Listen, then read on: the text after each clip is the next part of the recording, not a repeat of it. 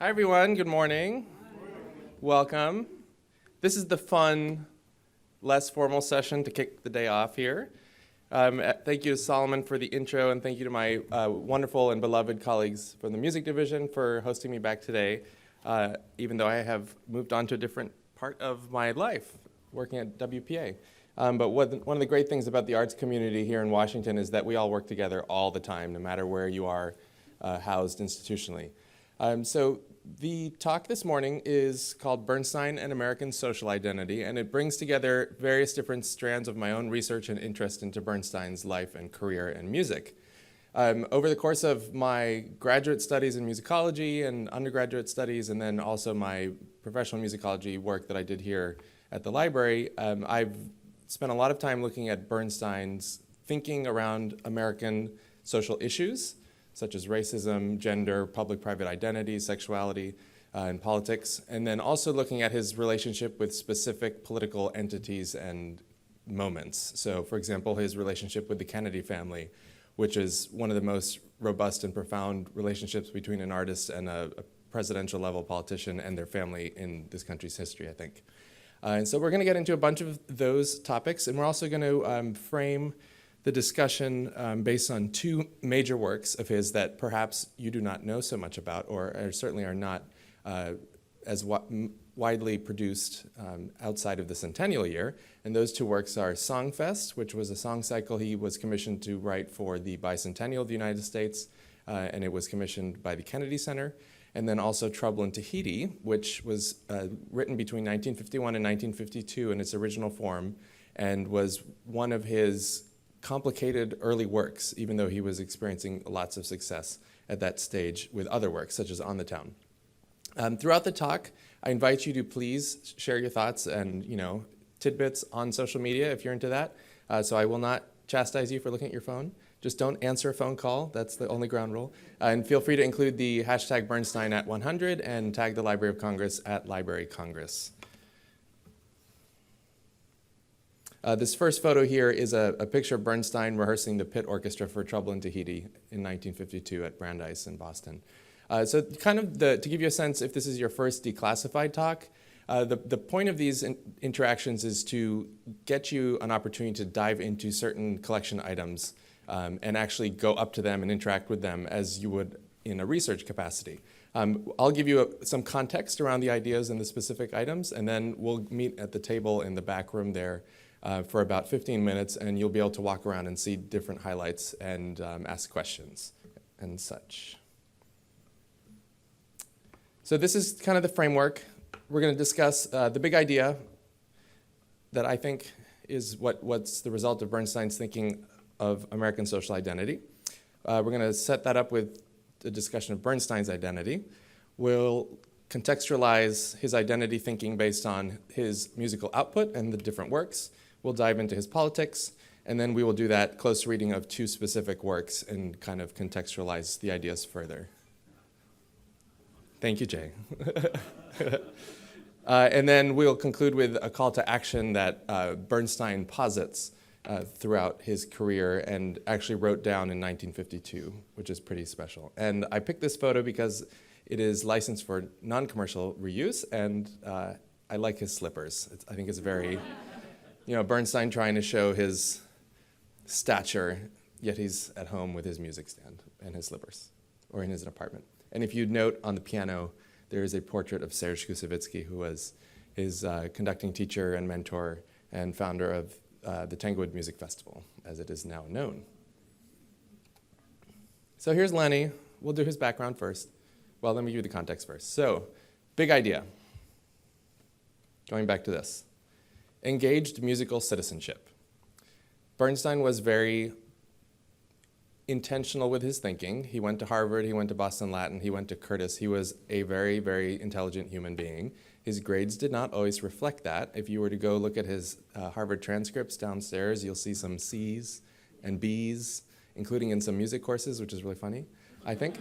But Bernstein kind of approached his work and his life as a humanist. So he wanted everything that he did to have some kind of function and deliverable in terms of starting a conversation or drawing attention to an issue. And once he hit his fame, starting from his debut conducting in New York, taking over for Bruno Walter, that status kind of enabled him to have the platform to share his ideas.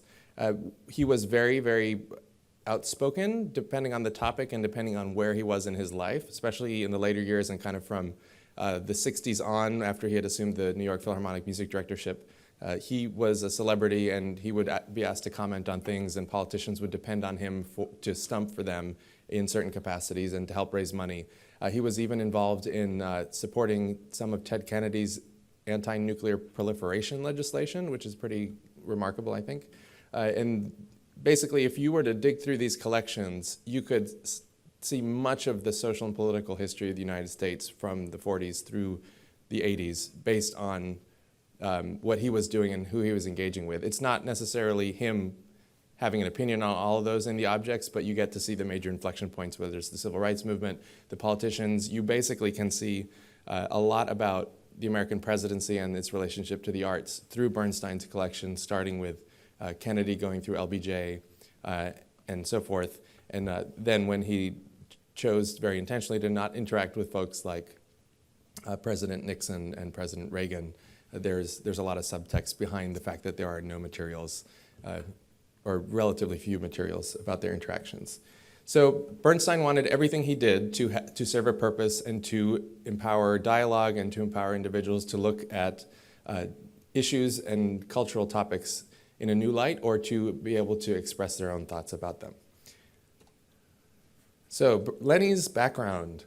He was born in Lawrence, Massachusetts, which is up north, directly north of Boston, and it's a working class small city nowadays, heavy Latino population, and complicated public schools issues nowadays.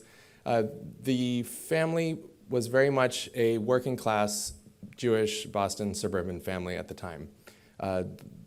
Bernstein's father, Sam, ended up having a beauty supply company, which did very, very well, and that helped them move up within the middle class to kind of be upper middle class eventually. His mother, Jenny, was very much a homemaker and supporting the family, and there was a lot of marital tension there that existed as a result of the kind of gender roles that were imposed and were the norm back then. And in Trouble in Tahiti, we'll get into some of the commentary about that. So Bernstein ended up getting into music. I'm not going to go into his whole biography because I assume most of you know many of the highlights, but he went to Boston Latin, went on to Harvard, went on to Curtis, studied at Tanglewood, and ended up teaching at Tanglewood very early on. And these are some photos of him at Harvard graduation time. Harvard plays a big role in the political conversation, as we will get to, but think about what types of organizations he might have been engaging with and that you would have engaged with in college. Political organizations, cultural clubs, and some of this came to draw some scorn from folks like the FBI later on. This is a picture of Lenny with his parents early on. I think this is one of the few photos that is out with that haircut, which is probably a good thing. And the sailor outfit. This is a taste of his relationship with Serge Koussevitzky and Aaron Copland. Copland was, of course, another major mentor figure and surrogate uncle to Bernstein throughout his musical career. And without these two gentlemen that you see on the screen here, there would be no Bernstein. It's very cut and dry with that. So here are the major topics that I see coming out of Bernstein's thinking, his correspondence, and his works. First off, race and race relations in the United States and beyond. Gender stereotypes, gender roles, heteronormativity, there's all kinds of stuff that couldn't be unpacked there. And within the political world, he gets into every political issue of his time and then makes some very pointed statements about what is the military-industrial complex, how it came to be, and how that is kind of the problem behind most things going on in the United States, which might not have changed depending on your interpretation.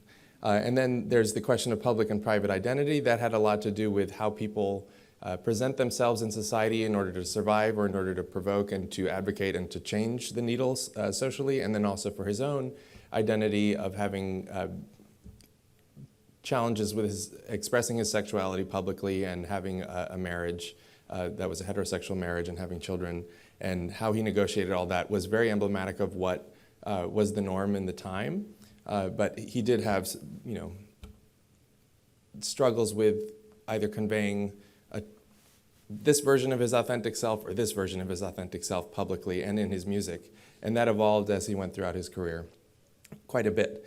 But there was actually a really fascinating moment in the 1940s where he had been with his future wife and they were engaged. They broke off the engagement, and then after continued pushing from Koussevitzky, they became engaged again several years later. And it was during the honeymoon between Lenny and Felicia that he started composing Trouble in Tahiti, which is kind of interesting because Trouble in Tahiti is all about the problematic fake veneer of what the American marriage is in the 1950s. But a lot of love and interesting things to discuss. And then economics and class have a lot to do with his own experience and background growing up, and then that comes through extremely heavily in Trouble in Tahiti and also in Songfest, when in one song that we're going to look at, Julia de Burgos, she is a Puerto Rican immigrant who comes to the US and a poet, and in her text and her overall persona, she is advancing and kind of considering what it means to be a Latino immigrant from within the United States, in the United States. And there were big implications for her economically and professionally as a result of that. So what are some of the works that fall into these categories of topics for discussion? So with race, West Side Story, of course, which I heard someone whispering, yes, that is very much at play here. The original concept when they started working on this piece was to have the Jews against the Catholics. And it turned out that there were actually a lot of plays addressing that topic on Broadway and off Broadway around the time. So as they kind of kept moving along with the project over roughly 10 years, they shifted focus to comparing the Puerto Ricans to the white folks in New York City, with heavy Irish bent on the white side. So there's a lot of stereotypes that come out in the music, and that's a whole thing that can be unpacked, which I'm not going to unpack today for the sake of time.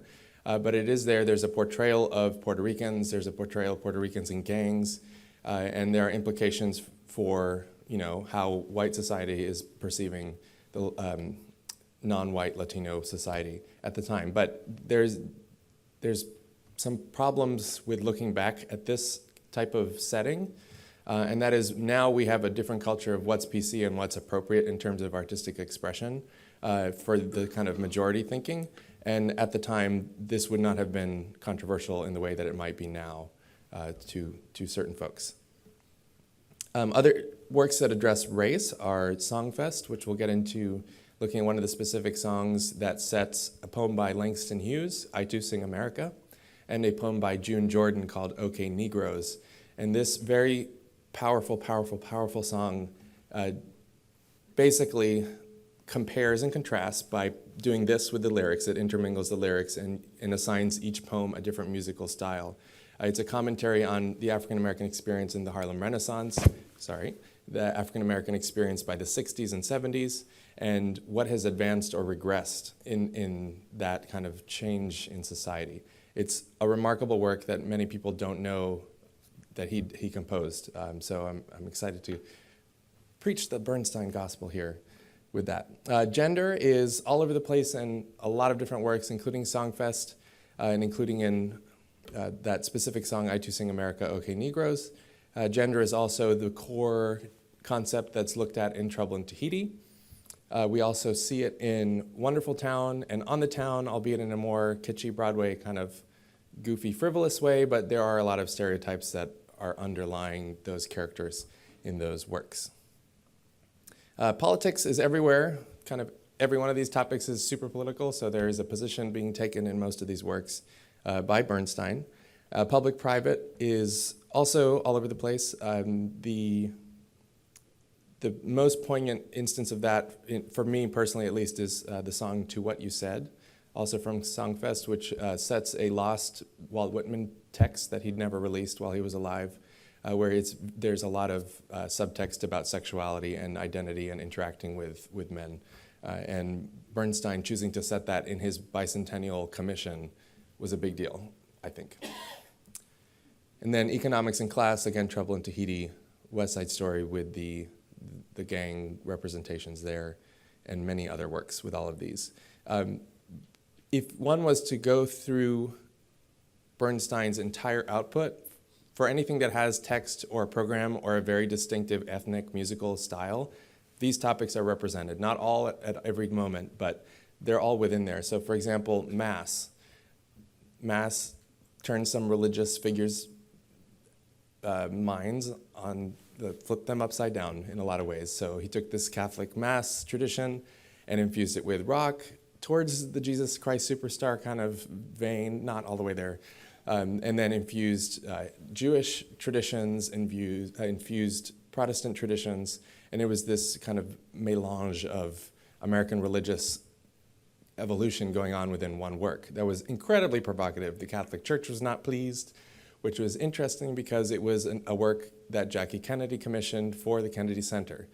So seeing that the Kennedys were diverging from the church at a certain point is a big deal, and that was in many ways represented by this work and how it was rolled out.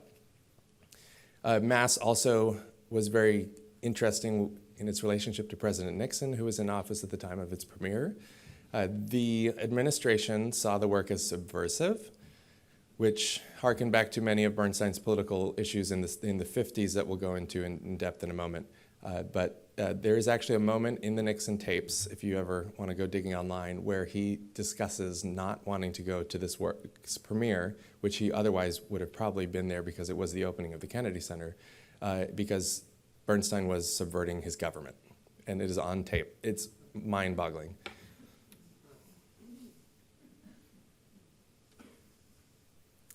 So jumping into the politics specifically, Bernstein was very much a liberal progressive. That is evident throughout his political candidates of choice who he supported, ranging from the Kennedys through to then candidate Carter, when he was running against Ted Kennedy, and being opposed to the conservative folks of Nixon and Reagan. Bernstein had a lot of interaction with LBJ's administration, which was kind of the carryover of having been Bernstein's chosen arts guru. And then those policy positions that he was taking had a big role in kind of his embodiment of liberal progressive politics. The relationship with the Kennedys is really special and remarkable, and you could spend your entire life just contemplating that based on the correspondence that's here. And there's also a lot of great material at the JFK Library in Boston, which is part of the National Archives system. I'd love to just start off this section with a recording of Bernstein himself talking about his origin story of interacting with JFK.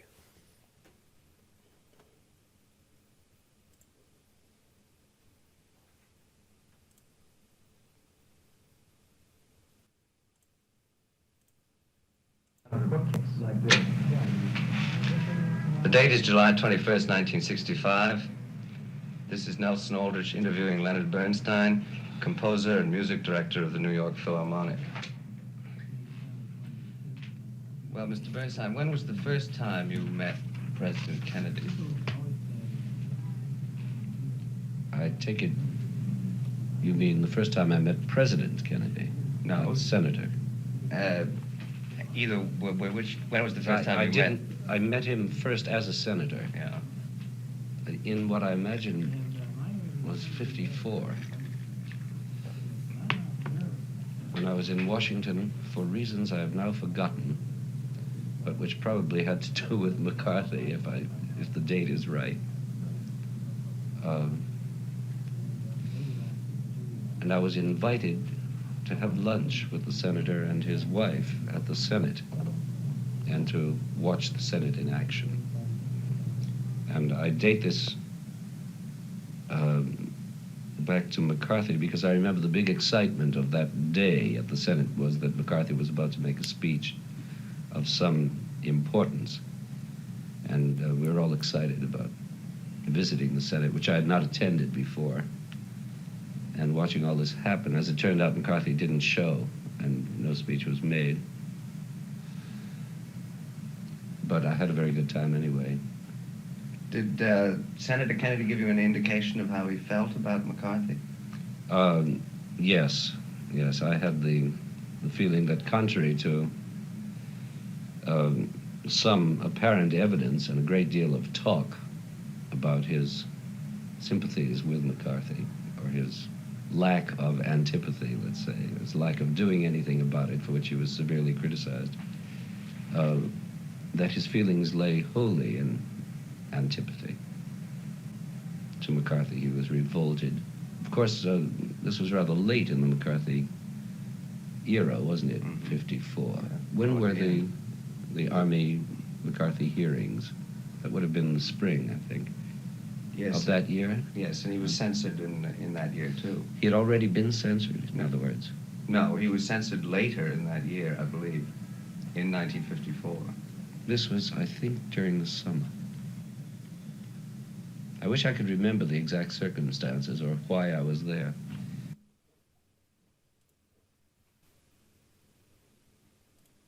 So that gives you a taste, and it's always nice to hear Lenny's voice, so there you have it. So there's a reference to McCarthy, and you heard all about the first interaction between Lenny and then Senator Kennedy. One of the remarkable items in the Bernstein collection here is a letter that came from Mrs. Kennedy after that first meeting, which, you know, is typical, thank you, nice to meet you, wonderful to learn about your music, yada, yada. But that letter is the start of an incredible correspondence between Jackie Kennedy throughout her life and Bernstein, from the Senate years through the White House time. After that, there's the very amazing and powerful letter that she wrote to Lenny at 4 in the morning, the night after RFK's funeral mass, where she just pours her heart out. And to see that type of expression of inner thinking by Mrs. Kennedy to Bernstein in that moment and setting indicates how strong their connection was. And she talks all about what the Mahler meant to her in that moment and how she had never heard it and how it was transcendent and really took her to a different place. And I'm not sure if that's out over there. It is out, great. So you'll have a chance to see that exact letter if you have not already. So going back to the 50s and McCarthy and the House Un-American Activities Committee and the FBI, Bernstein was added to the list of enemies from within. This is after he had that amazing debut concert in New York. And there's a really great book that came out a few years ago by Barry Seldes, which is called Leonard Bernstein, The Political Life of an American Musician, which gives a comprehensive analysis of Bernstein's political interactions and also his declassified FBI file, which we're going to get into a little bit. So the people that were on this list were also deemed subversives in the vigilante publication Counterattack, and Bernstein was specifically on that one in February 26, 1950. And on this list, he was in bed with some good company: Aaron Copland, Mark Blitzstein, and Charlie Chaplin. Going back to Bernstein's time at Harvard, he was in fact associated with some leftist groups which understandably would have drawn the ire of McCarthy and his crowd. But just as a little segue, this is a scan of the actual FBI declassified file, which is up on the FBI's website now. So it is very apropos for the title of this talk, which is #declassified, which the Library of Congress started before the Kennedy Center did, just for the record and for posterity in the archives. So on this document, you see the list of groups that he was connected to in one form and another that merited his being investigated and placed on these lists. So you can see it ranges from American Youth for Democracy, which is apparently controversial, Joint Anti-Fascist Refugee Committee, National Council of American-Soviet Friendship, National Negro Congress, Veterans of Abraham Lincoln Brigade, etc. One of the really fascinating things about these associations were that the student clubs that he was involved in that were leftist clubs at Harvard actually produced shows, and they were opportunities for him to do productions and to compose and to get some conducting chops.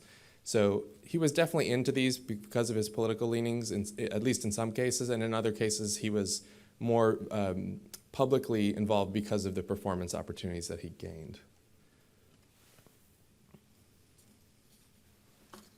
So the communist witch hunt did have a major impact on Bernstein's career for a time. He had his passport revoked at one point and could not go out of the country. CBS, which had broadcast that famous 1943 concert, stopped working with him. And Seldes in his book reports that Bernstein was officially in writing to be, quote, treated as a loyalty and security risk, end quote, if involved in overseas appearances. In 1951, he also had the privilege of being added to the FBI's security index, which I didn't even know this thing was a thing, because I'm not necessarily a scholar of this period in American history. But being placed on this list meant that if there was deemed a national security threat by the communists who had infiltrated the United States, Leonard Bernstein would have been placed in a concentration camp, which is just mind-bogglingly horrible, and I react physically to that. This statement about his classification in these investigations read, quote, "The subject, Bernstein, is white male native born and of the three possible categories: communist, socialist worker, or independent socialist league. He is the first communist," end quote. Moving along into the 1950s, especially when this relationship with Kennedy evolved, Bernstein was able to lean on Kennedy for help in getting him out of this mess with the communists, and that's kind of this moment in 1954, 53, with going to the Senate. As a result of the revocation of the passport, Bernstein, at one point, in order to get it back, had to sign an affidavit swearing loyalty to the United States, because being a citizen wasn't enough, apparently, at the time. And JFK was actually very specifically involved in keeping further investigations from taking place with the FBI. So this is all really a dark period in Lenny's career, even though on the outside he's giving us this bubbly, musical theater works, and was very much a major American figure in classical music already. So the civil rights movement was an important part of Leonard Bernstein's political engagement and his social identity as well. He was a supporter of Martin Luther King. He gave them money. He went to Alabama and participated with performances and in marches. And he maintained this financial support of MLK's movement even after MLK had been assassinated. And there's, of course, the very famous instance of his wife technically hosting a fundraiser which was deemed a Black Panther fundraiser by the press and the society pages in New York. And they got a lot of flack from that. And one of the other interesting items that I enjoy in the collection, which might not be out today, is a letter that Coretta Scott King dictated to her secretary in response to the Black Panther fundraiser. And the paraphrase of the letter is, "I know you stand with us, and we're going to treat this as a mistake. Thanks," which is pretty remarkable. And there's a letter, so check that out if you have time. Bernstein was heavily involved in causes supporting Israel, and he, of course, developed an important relationship with the Israel Philharmonic, as it is known now. He also performed famously in combat zones during various military conflicts over there.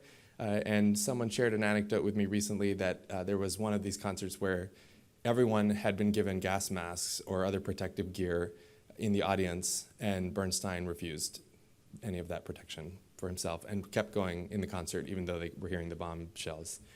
We mentioned the mass connection with Nixon and his protests, and then I'd like to also just jump forward to the famous Beethoven 9 performance that he led when the Berlin Wall came down at the end of the Cold War.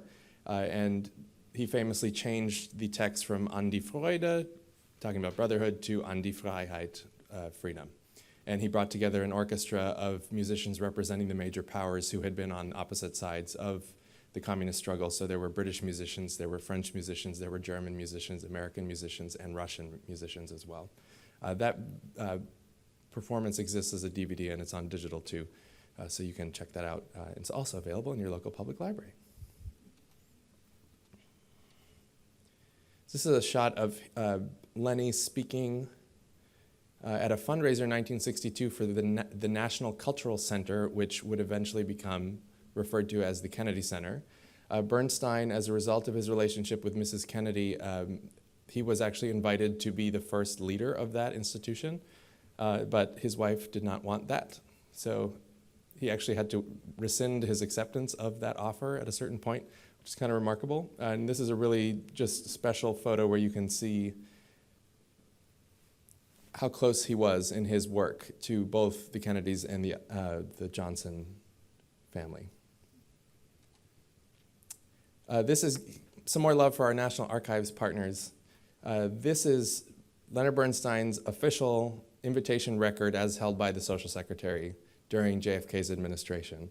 The JFK Library has an immense amount of material connected to Bernstein's interaction with the Kennedys that isn't necessarily readily available on the digital side, and you'd have to kind of know where to go in through some of the specific office files to find these items, but you can go up there and hold this document. It's amazing, and it's totally open and free to the public. So you can see in here that he was invited several times for official functions, including luncheons and dinners. Bernstein was one of the guests of honor for the famous concert that Pablo Casals gave at the White House.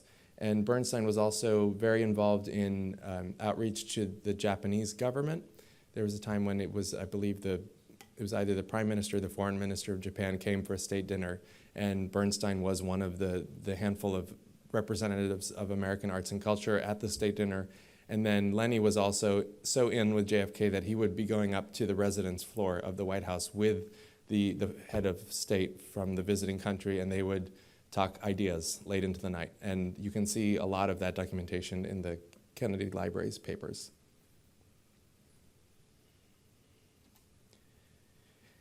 These are photos from Bernstein's date books. This is one of the hidden gems in the music division's collections here are most of his date books. And you can go through and see what he was doing on any given day in history, which is remarkable. So in here, you see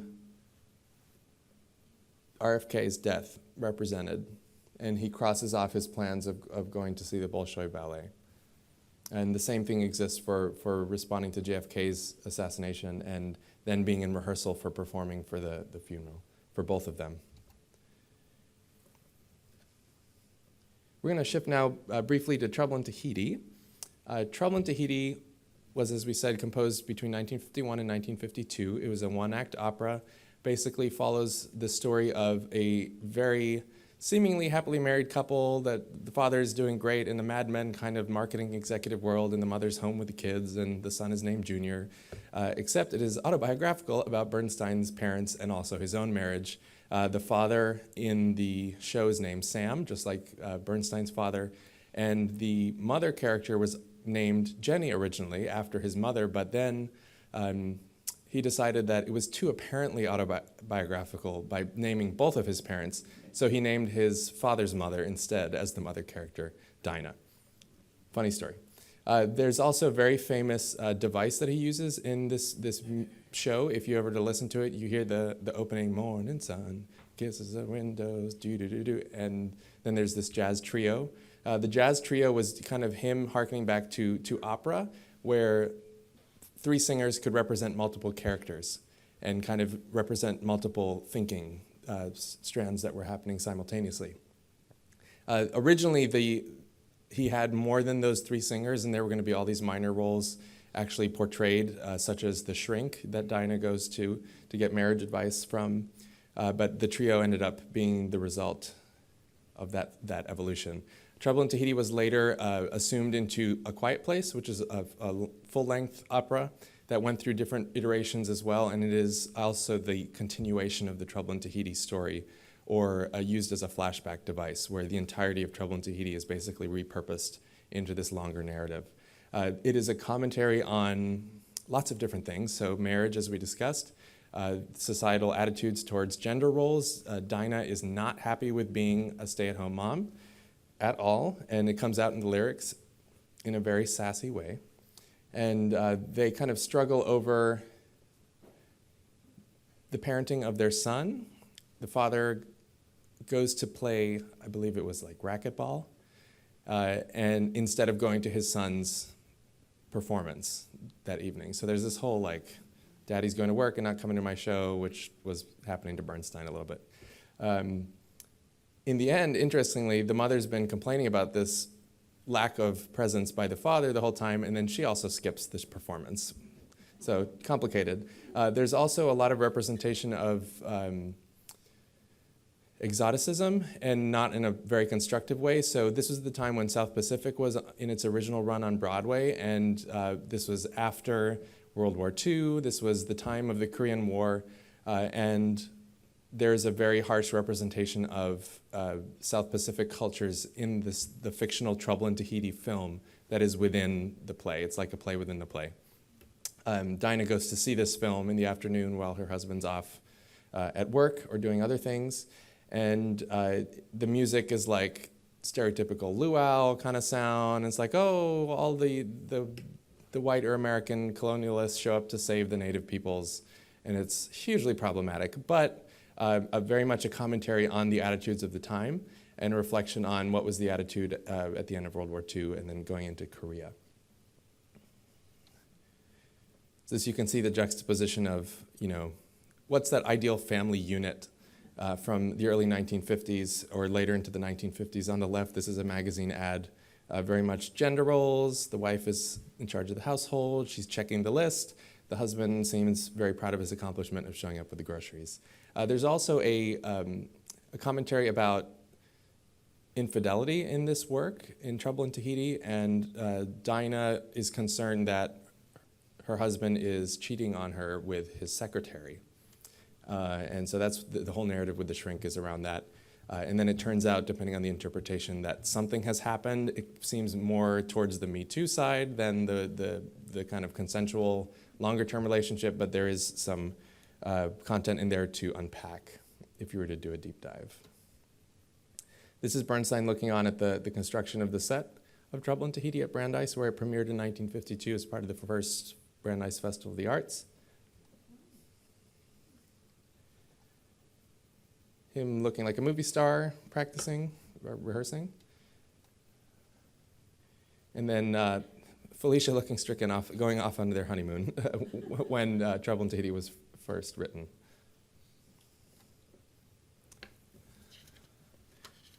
Moving on to Songfest, because I know we're running out of time. Songfest, as we mentioned, was commissioned for the bicentennial at the Kennedy Center. It was to be a song cycle. He did not deliver on time, so he performed bits of it in different places, including with the Israel Philharmonic. It was eventually performed in its entirety at the Kennedy Center and was actually mounted there this past fall as their opening concert of the season-long of Bernstein Centennial celebrations. It will also be mounted again this summer by Wolf Trap at University of Maryland, so you're welcome to hear it there. It is rarely performed live except for this kind of concentrated period of Bernstein commemoration, but in my humble opinion, it is the most impactful work that he composed in terms of reaching the diverse or conveying his thinking about the widest range of social identity topics.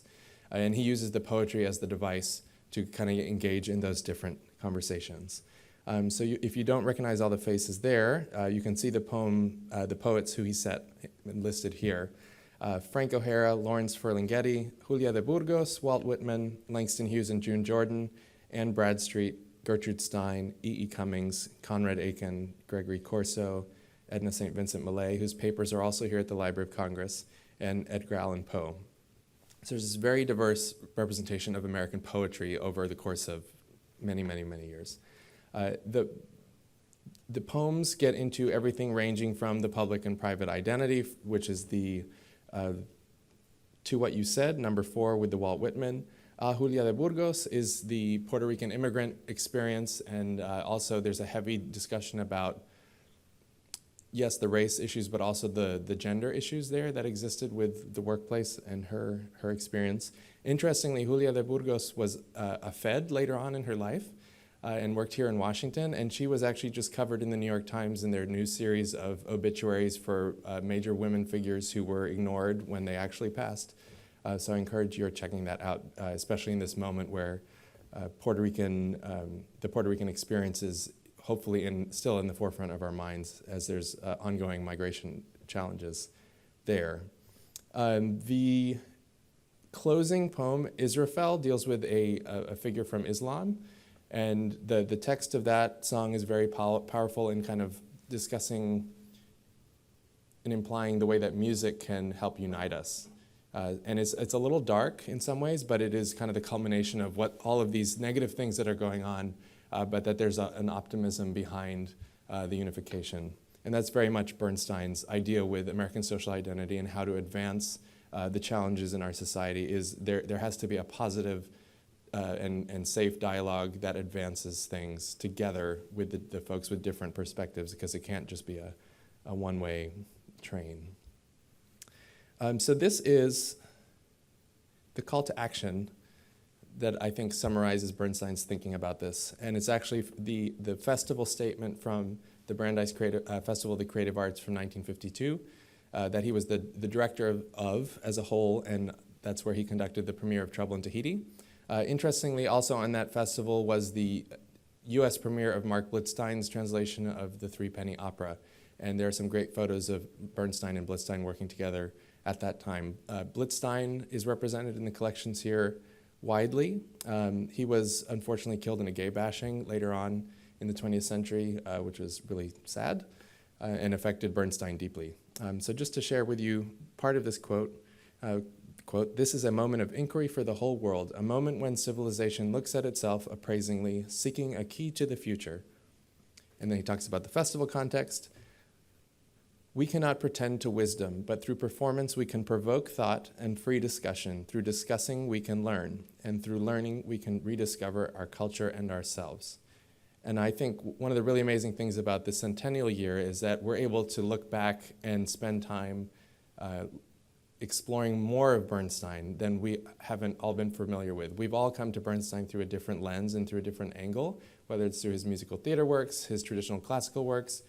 We didn't even get into the symphonies. There's a lot to unpack there with social identity, especially with the Second Symphony, Age of Anxiety, which sets the famous Auden text, and then also the Kaddish, which brings in a lot of the tropes from Judaism.